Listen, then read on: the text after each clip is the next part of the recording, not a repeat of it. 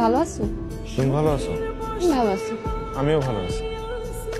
এত চুপচাপ হয়ে আছো, কোনো সমস্যা? না, কি সমস্যা হবে?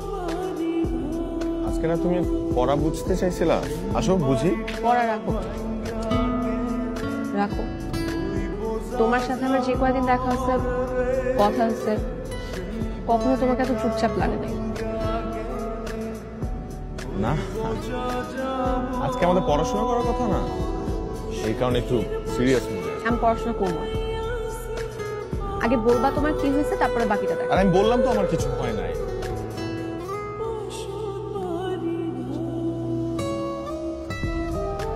সরি, আমি ঠিক আছি।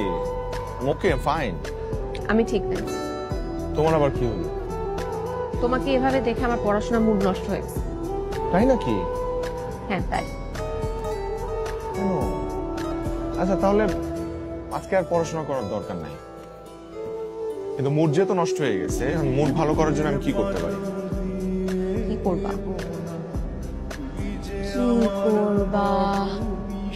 একটা কাজ করো, যে তুমি বাঙালিদেরকে নিয়ে একটা অবজারভেশন দাও না, সেরকম একটা অবজারভেশন।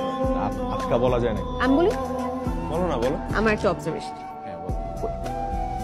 বাঙালির ছেলেদের একটা সমস্যা কি জানো? কি? মেয়েরা কখন কি চায় তারা এটা কখনোই বুঝে না। যেমন ধরো, একটা মেয়ের হয়তো আর লাইব্রেরিতে থাকতে ইচ্ছা করছে, তার ইচ্ছা করছে কোথাও গিয়ে বসে কফি খেতে, কিন্তু তার সাথে থাকা ছেলেটা এটা কোনোভাবে বুঝছে। বোকা ছেলে।